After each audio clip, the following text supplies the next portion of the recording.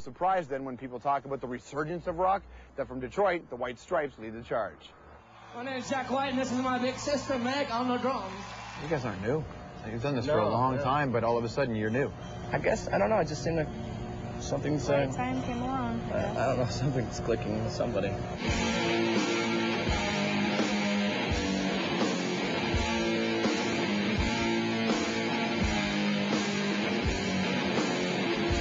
When did it occur to you that, oh wow, wait a minute, this is actually starting to... I think when we got to England and things, we just assumed it was going to be a tiny little tour, and it ended up being a gigantic, huge impact out of the blue. It just, John Peel had been really supporting us over there, and we didn't realize. We just thought it was going to be a small little tour and ended up being on the covers of magazines.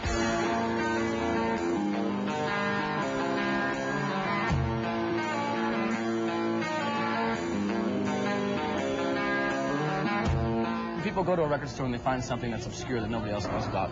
They want to take it home, they want to love it, a 45 or something. And if they do love it, they're going to tell people about it. So they tell their friends, look at this band I found, isn't it great? And then they like it too. But they don't want everybody to like it. They just want, I want to tell you that I like this, it becomes their identity.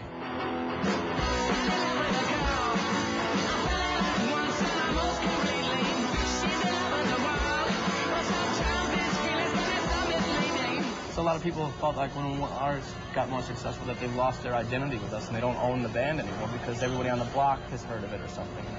Which is a shame because a lot of the same people, who like that or like the Rolling Stones and like the Who, those people were on television all the time, and they were having top 40 hits all the time. It's terrible attitude to hate music because other people like it.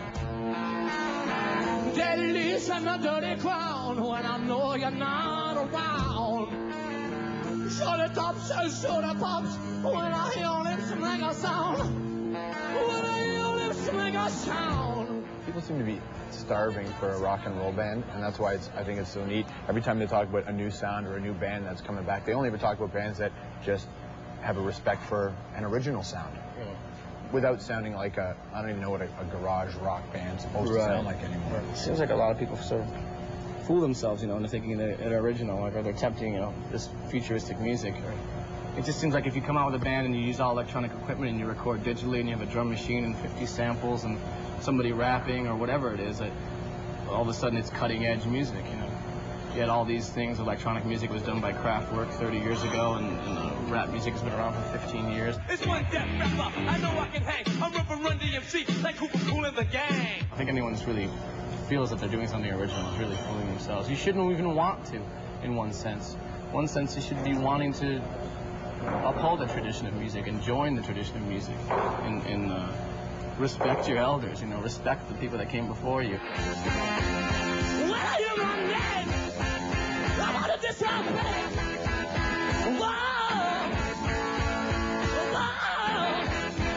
What's incredible is that if you really want to be different, without trying to be different, take away the instruments. It's a lot easier for people to recognize when you make a mistake. Yeah, exactly. Well, the mistakes are the best part too. There's not enough mistakes. Everyone records albums now and they fix them on computer and they make them perfectly in time.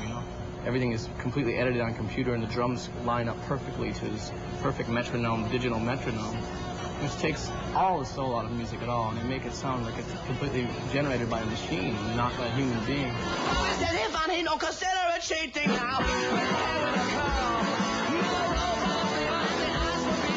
We won't get into the thing about you two specifically, but just being individuals who are now thrust into a spotlight. Is it what you set out, and is it too much? Because humans aren't designed for this kind of... I don't know. It's like I think that we just did what we wanted to do. We wrote the songs we wanted to do, and we made the albums we wanted to do, and all this stuff came afterwards. You can hear a piano fall. You can hear me coming down the hall. It wasn't like we signed to a major label and we have to come up with a hit. We have to come up with a great album because we need to deliver the goods. That was this album that people know about now is an album we made 2001, January 2001. And it's before anybody in the mainstream had ever heard of us.